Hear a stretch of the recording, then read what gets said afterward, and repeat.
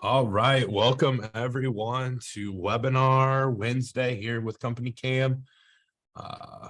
Take a few minutes, let everybody kind of fill in here. But we got an awesome webinar today with Eric Vargas, COO of Followup CRM. Eric, while we're letting people funnel in here, thanks for jumping in with us today. Yeah, barely made it with the hurricane coming in South Florida. So yeah, actually, internally, I was like, hey, if we talk to Eric, I don't know. I know he's in Florida. I don't know which coast he's on, but if he's on the West Coast, we might be in trouble. But if the power might go out. So if it does go out, you'll know why. It actually went out once today, but there's generator backup. So awesome. Well, appreciate you still jumping in here. Rain or shine, we got Eric. He's good. So I checked this morning. We still have all of our pool floats in the pool. So, it's not too bad. Not too bad yet. That's the barometer, huh? Yeah. Yeah. Usually they fly over the fence, things like that. So I love it. So, well, those of you joining us, we appreciate you jumping in with us today. If you want to just let us know in the chat, just to get accustomed to where the chat is, where you're joining us from, that would be awesome. But yeah, let us know in there. A few other housekeeping items before we kick off. You also have, in addition to that chat feature, the Q&A feature. Major differences: if you have a specific question you would like myself or Eric to answer, use that Q&A feature. I'll be able to monitor those throughout the conversation, but they don't get buried as much in that versus the chat feature. So if you have a question, let us know in the Q&A. You can test the chat out. Let us know where you're joining us from. Just kind of get used to that. And then at the end, obviously, we'll have time for questions. Generally, if the question pertains to specifically what we're talking about at that time, I'll just kind of interrupt Eric. We'll get that answered. But it may be a question where it's like, hey, we'll get that answered, but we might wait till there's a better opportunity to do so. So with that, let's go ahead and kick things off, Eric. Maybe give us just the high level of your background. Obviously, I said you're with Followup CRM, but go high level there, and then we'll jump into this thing. Yeah, so I joined Followup CRM. Now it's coming on 5 years ago, and super excited just to see the growth of the company. And we're actually now international. We serve a customer in Jamaica who I have not visited yet, and then a couple of clients in Africa actually, which is kind of interesting. So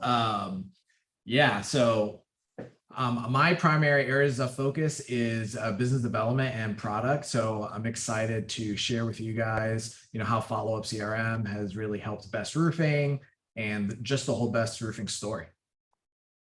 Yeah, absolutely. I would say, honestly, Eric, you probably should go visit the client you have in Jamaica. That would probably be pretty high on my list. They probably need some support down there. So I would definitely fly in for that one. But yeah, let's dive into the story of Best Roofing and how that's crazy growth, 6 to 60 million. I've heard Greg speak a few times. Really awesome guy, great speaker, and the story is awesome. So let's go ahead and dive in there. And as we're kind of going through this, I'll probably ping some questions your way, and then obviously those joining us, if you have questions, let us know and we'll get those asked as well. Sounds good. So if you know Greg Wallach, or if you've been to like the IRE, you might have heard him speak before. And I guess I will take it all the way back. So Greg was actually the captain of the University of Miami at one time. And I mentioned that only because he hasn't changed his hairstyle since the 70s. He's had that red kind of Jerry curl thing going on for a while. And I don't know how he fit it under the helmet, but after he was the captain at University of Miami, he started to work for his dad's roofing company in Orlando. And that's kind of how he got his legs under him in the roofing industry. And then you might know Greg's name from he calls it an epic failure of a roll-up called General Roofing back, it might have been almost 15, 20 years ago now. And what he was trying to do was the first $1 billion roofing company. and he was purchasing 167 roofing companies all over the country and rolling them up under the General Roofing name. And he was just about to sign the deal, and the year was 2008, right? So from there, we all know what happened in 2008. The deal just kind of, fell through, and that brings us to Best Roofing. He bought Best Roofing in 2008, just trying to recover from this, massive roll up that he was trying to do. And Best Roofing was a bleeding $6 million company. They were losing money every year. They weren't making any sales. And he went back to basics. He went back to the roots. It was also a tough time, right, in 2008. So sales were hard to come by. And what he did is kind of going back to his football days and put in basic fundamentals to, like, he calls it the blocking and tackling of sales, to help grow his sales organization, service and construction, over the years to be at 60 million this year. And you can look them up on the Roofing Contractors Magazine Top 100. I believe they are number 16 or something like that within the country. They're definitely top 20. So that's a little bit of background on Best Roofing. And yeah, we can, I guess, hop on into the first slide. Yeah, let's jump in here. All right. So these basic fundamentals all start with tracking. When he first got Best Roofing, the first year or two, they weren't tracking anything. When a lead came in, they wrote it down on a piece of paper, or it was just in their mind. This was a screenshot from back in the day. And this guy had this spreadsheet. This guy had another spreadsheet. The front desk had their own spreadsheet. Greg had his own spreadsheet. And there was no unified way for tracking their leads, their bids, and their customers. So that is how kind of Followup was born, right? Greg designed Followup to be, it was actually called Bid Tracker back in the day. So bid log. And he would log all of his bids into bid log rather than kind of using the mess of spreadsheets. And this technology is called a CRM technology. And if you ever heard of that, you might have heard of like the big players out there like Salesforce. Greg was actually inspired by Salesforce. There was a Salesforce conference in Miami in 2008, and he actually went to check it out to see if it would be a good fit for his company. And when he was at the conference, he realized, like, okay, Salesforce is a great CRM. However, it wasn't tailored to the construction industry. It wasn't tailored to roofing. So that's why he decided to build Followup CRM for himself, because the way I like to say it is like 80% of CRMs, they all do the same thing, but it's really that 20% to make it really fit for me is what Greg, was looking for.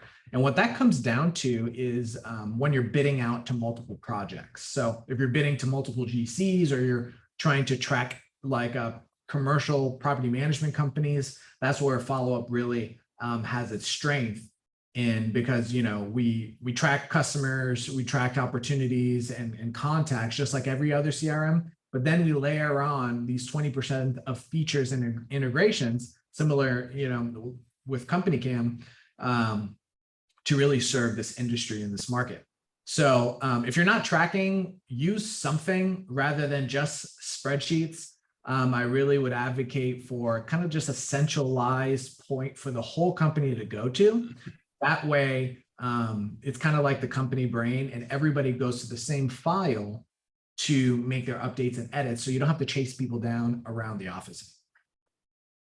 Yeah, I love this slide, Eric. This it resonates in a different way for me. Obviously, CompanyCam, we're not logging bids, but so often I talk to contractors that are maybe even ahead of their time in knowing that they needed to be using technology to help them in the field, but they they didn't have that specialized tool. So like in our case, oftentimes they're saying, well, yeah, we're leveraging our smartphones and we're Right. texting those or we're emailing those back to the office. And then Susan in the office is putting them into Dropbox or something along those lines, which is great. Like, you know, that you need to be doing these things, you need to be logging these things, but you lack that central point and you have all those extra steps. And like this slide just resonates with me because that's the same thing. You could have the, you know, just photos in there and be like, well, some are on John's phone, some are Right. in Steve's Google Drive, some are here. And just getting that centralized place is so valuable for contractors.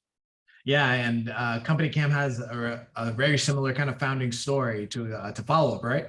Yeah, exactly. Yeah. Yeah. From, you know, born from the contracting space, solving a problem that, you know, technology's already was able to do these things, but nobody had said, hey, this is how it needs to be done in the contracting world. Right, right. And so, you know, going from 6 to 60 million, tracking really is that fundamental, right? The blocking and tackling of building a business. If you don't track, you don't know where you're going, you don't know where you're at, right? So if you're not tracking anything, it's critical. A lot of people might complain about like data entry or something like that, but you'll never be able to grow unless you just know where you're starting, right? It's kind of like having a budget, right? It's just basics. Maybe it's maybe you feel like it's too basic, but it's not. You need to track everything that you can so that you can make intelligent and you know, correct decisions on moving forward. And so once you have this foundation of tracking, you can move on to the next step. So I'll go to my next slide here. Track. This is a screenshot of Followup CRM. I think Elijah has a question on what kind of KPIs that we really dive into. This is actually a live screenshot of Best Roofing's account. And some of the main KPIs that Greg is tracking on a day-to-day basis are right here. You have your pipeline, you have your closing ratio, you have your contracts that you won, you have your bids, and then you have your sales activities. These are again, the fundamental of sales, right? So what Greg knows here is that this dark blue category, these 31 bids, $21 million, he's gonna, $12 million, he's gonna close these over the next 30 to 60 days because his salespeople have committed and put it into this sales status saying they have a verbal agreement from the customer that they're going to move forward with them, right? And then from here, all these other statuses that we have are, you know, how close the customer is to be making a decision of are they going with Best Roofing or are they going with another provider? So here you can see how many bids are in hot, you know, those are 60 days out, warm, a year out. There's some that are just looking for a budget. And, you know, those that are just looking for a budget, maybe they're a year, 2 years out, but you did all the work to create the estimate for them. It's super critical to just save that somewhere so that you can reference it, you know, every 6 months down the road. So we call that pipeline management so that you can follow up with all your opportunities, check in weekly, monthly, or quarterly, depending on when the customer is making a decision. Over here, closing ratio. You can see they're closing at a 13% on the dollar. And then we also track on the bid or on the opportunity itself, which is 58%. Now, the difference between these two is pretty important. The reason why he closes at a 13% on the dollar and then a 58% on the bid is because they have a really large service organization. I believe they have 20 something trucks by now. And what that means is those service opportunities, those quick leaks that they're fixing all the time, they're winning almost 60% of the ones that they quote to their customers. So in a service opportunity, it's kind of like first come, first serve, or if you have that relationship, you're going to get the bid, right? So on the dollar amount, these are your larger $500,000 and up type of opportunities where it can come down to price, right? So they win 13% of those, meaning when they close an opportunity, it affects the closing ratio a lot more than those smaller $5,000 fixes. Here in the middle, you can see captured contracts, what his team has committed for the month versus his quota of 4.7 million. Over here is what they want to bid for the month. So what are they getting out the door with estimates? And what they know is if they quote or bid 20 million in work and their closing ratio is 13%, they should hit their revenue objectives, right? And then from here on the right-hand side, we have sales activities. How many meetings are they going on? How many follow-ups are they doing? How many takeoffs are they doing? How many estimates are they doing? How many client meetings and how many proposals are being sent out? All these kinds of sales activities are the KPIs that they're going to be tracking within the system. So Greg really believes, again, back to the fundamentals, if you are measuring the activities, everything else starts to take care of itself because you're doing the small things correctly. I love this slide here. Question for you, Eric. Yeah. Going back to that top right graph there, I think that's really compelling. I don't know how much we want to get into the weeds, but I would assume Greg knows, how much money he's making, what the margins are on those different jobs as well. Is that something he's leveraging, follow up to track is also is like, hey, these $5,000 jobs that we're going on, we're still hitting at a 45% margin. So there's still great jobs for us to be doing. Right. Or how are they discerning that information? Yeah, that's a great question. Actually leads me to my next slide of insights, right? So all that you saw there was kind of like the high level contract information, but we also track the gross margin on these jobs as well. And so once you're tracking everything, then you can start to pull reports, right? So now when you're going from 6 to 60 million, like Greg did, what he was able to do is pull reports and say, hey, what are my best performing opportunities, to your point, right? So here, we call this a customer profile chart. And in the beginning, when they were at $6, $7, $8 million, they were just bidding everything that they got, right? Any request that came their way, they would just bid, and hopefully something would come back to them, right? And then after about a year of tracking, they pulled this report, and then you're able to see, okay, my highest margin jobs are these kinds of jobs, or we win these kinds of jobs the most. And you can see here, right, from this chart, that they win most of their opportunities for condo and multifamily bids. Everything else, what's the second place one here? 13%. Let me see here. Where is that? Is it banks? Nope, it looks like it's retail. Okay, so another commercial area there, right? So once they realize this, imagine you get a flood of leads coming your way. You have a hurricane coming in, right? Best Roofing's phone is ringing off the hooks right now, right? And so their front desk person is saying, hey, this is Best Roofing. Tell me about your building. Oh yeah, my house has a leak. And then instantly you know that this is not a Best Roofing opportunity because they do commercial roofing only, right? So maybe they refer them to a residential roofing company. Or let's say another lead comes in. Yeah, my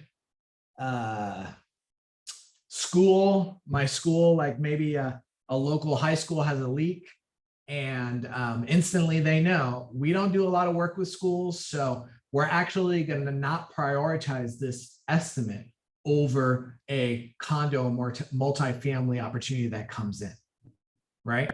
So you only have so many people, right? You only have so many resources to allocate to these opportunities. And when you have a flood of opportunities, it's your picking of what you need to go after, right? So I believe they have about 4 estimators, and then they have a sales team of 15 people. Those estimators of 4 or 5, it takes, it could take a couple of days to estimate a job. And when those two opportunities come in, what are you going to take? You're going to take the school, or you're going to take the condo? You're going to take the condo, right?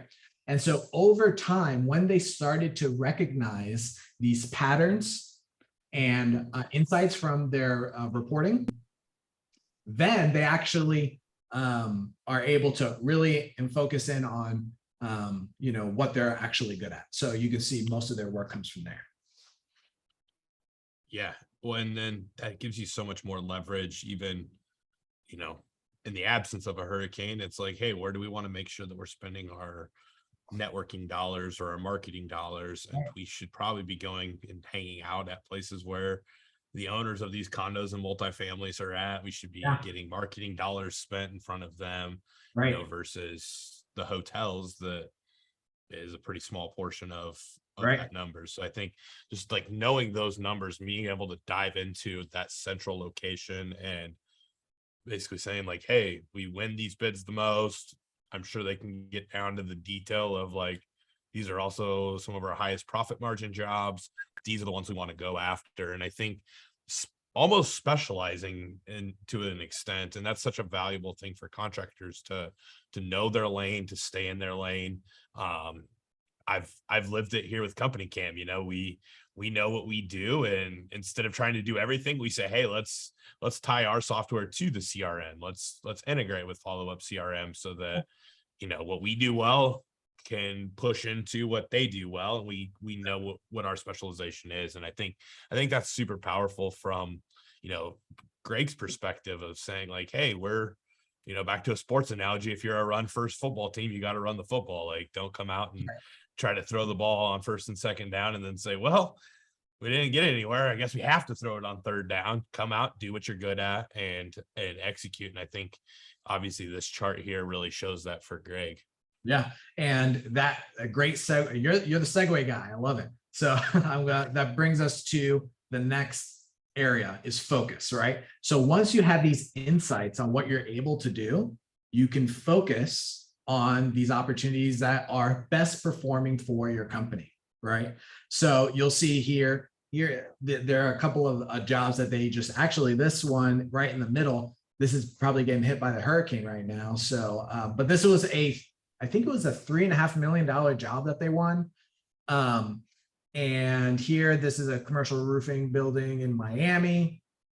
And so just like you said, they're able to kind of reverse engineer where they want to go and find more of the opportunities that are best performing for them.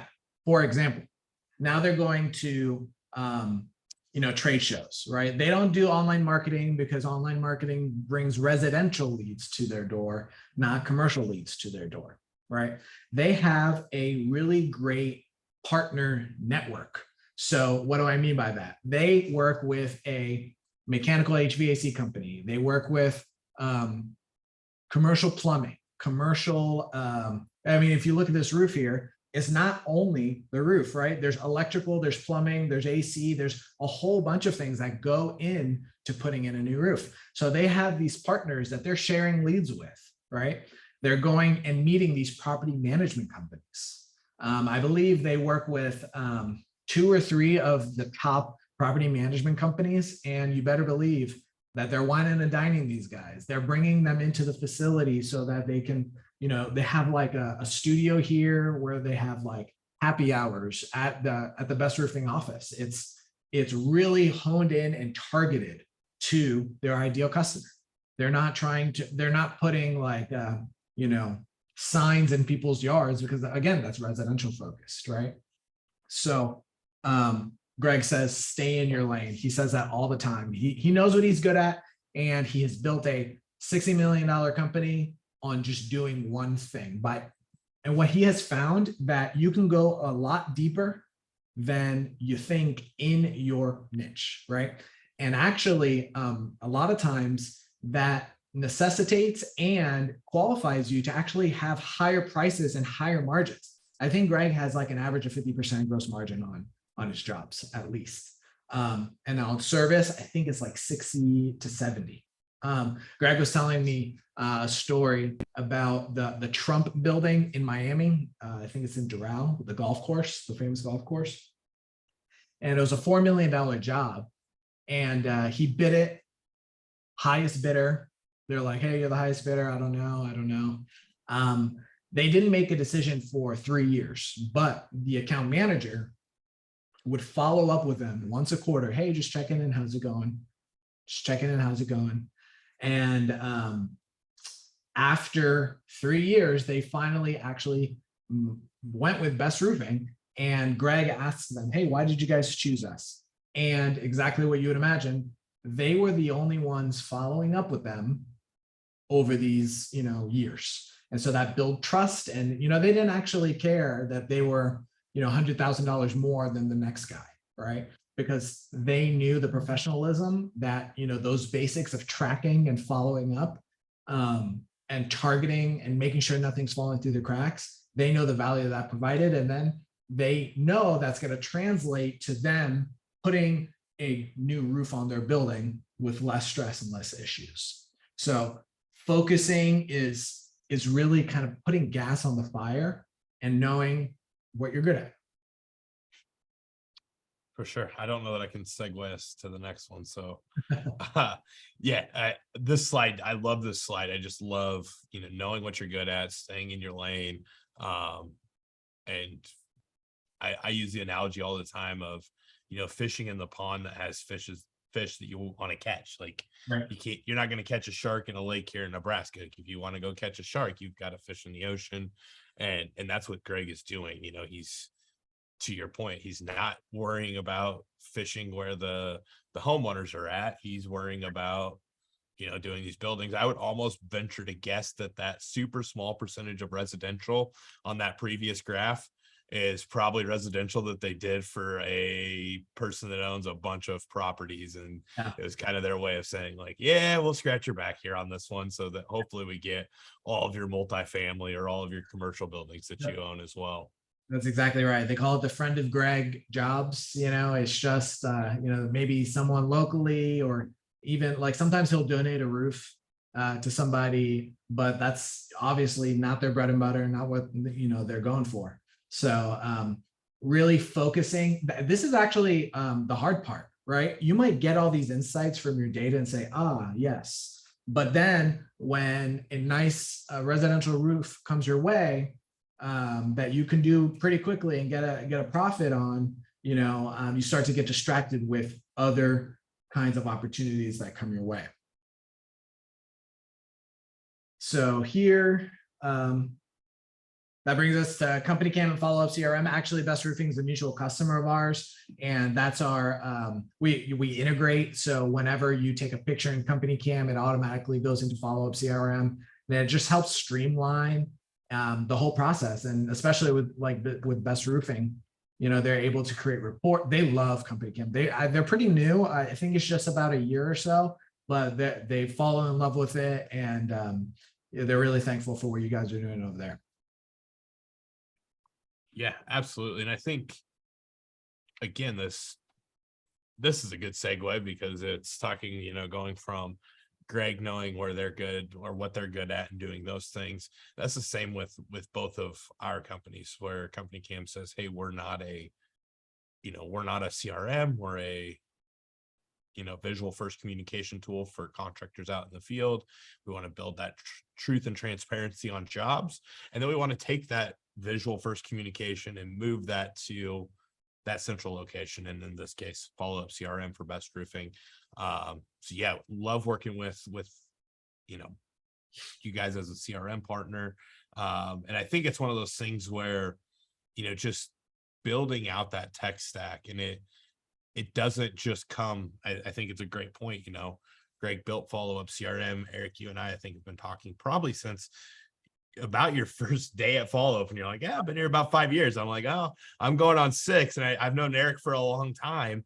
And you don't build your tech stacks just instantly. It's kind of a gradual thing, and as you become inefficient in an area, you look for a piece of technology to fill that gap. And obviously that's what Greg has done with CompanyCam, and tied it to his CRM.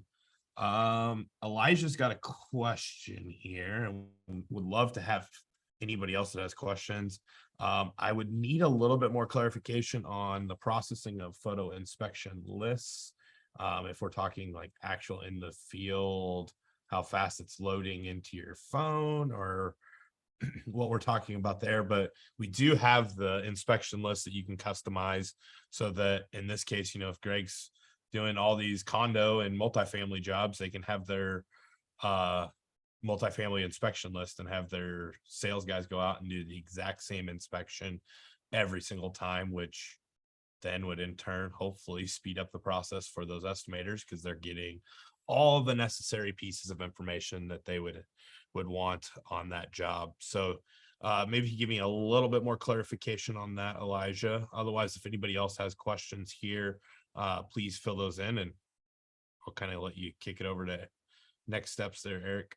Yeah. So if anyone's interested in Followup CRM or learning more about, how Best Roofing built their businesses. So yes, we were founded by a commercial roofing company. We do also serve residential roofing companies as well as, HVAC companies, any kind of contractor we work with. That was just our founding story. And so from there, it just kind of taken off. But you can email me at evargas@followupcrm.com, or just go to our website, request a demo, and happy to chat with you. So if anyone else has any questions, happy to see those in the chat, but that's all I got for you. Yeah, absolutely. Well, Eric, thank you so much for jumping in with us today. Those of you that have joined us, appreciate you as always. We'll be back next month with another webinar.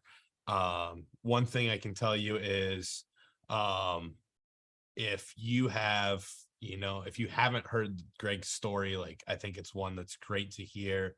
I would, look into that. He's got some awesome things that he does in his business that I think are very unique, that aren't things to talk about here necessarily, but just how he commissions his sales team and motivates his sales team. I think there's a lot of really unique things there. Back to Elijah's question. Elijah, I'll have your customer success rep reach out to you and kind of do some digging into, see if they can figure out what the processing speed is there. But otherwise, Eric, thank you so much. And everyone joining us, thank you so much for joining us today. And hopefully we see you guys all next month for our webinar. Great. Thank you. Have a good one. Bye. Awesome. Yeah. Stay safe in that hurricane, Eric. Will do. Thanks, guys.